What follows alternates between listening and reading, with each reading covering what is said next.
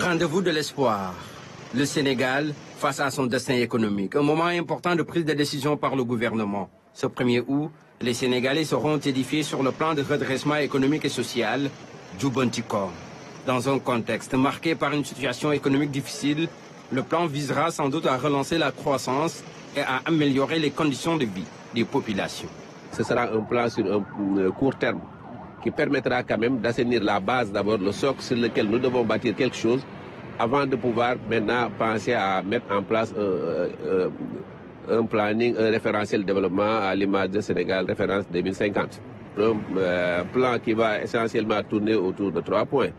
Le premier point sera relatif à l'assainissement des finances publiques, la relance de la production intérieure qui s'appuiera sur le secteur agricole, l'industrialisation de l'industrie locale qui doit être un dynamiteur de l'économie.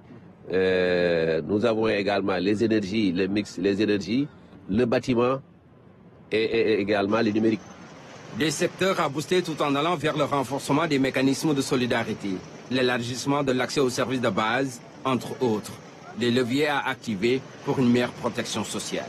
Le volet social et le capital humain, ce sont des aspects importants pour stimuler la dépense. Ce sont des aspects importants également pour le bien-être social et un facteur de stabilisation sociale et politique.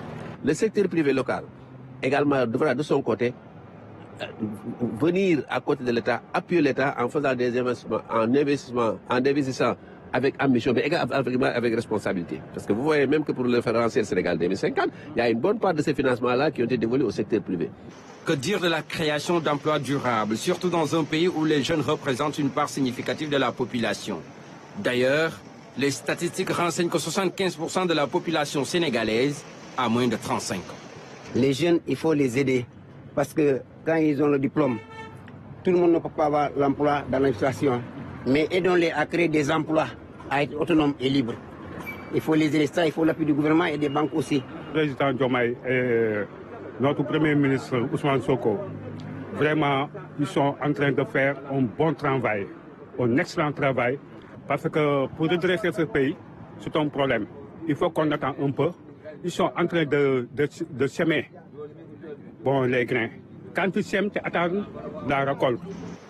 L'amélioration de la gouvernance, la lutte contre la corruption, la modernisation de l'administration, une volonté qui nécessite des réformes profondes. Les lois de règlement du dernier trimestre 2024 et du premier trimestre 2025, l'investissement est très faible. Il faut donc stimuler l'investissement. Il faut travailler sur l'assainissement des finances publiques. L'assainissement des finances publiques doit donc être une réalité, car il ne peut y avoir redressement sans vérité sur l'état réel des comptes. C'est pourquoi des audits ciblés sont engagés avec comme seul objectif identifier les zones d'opacité.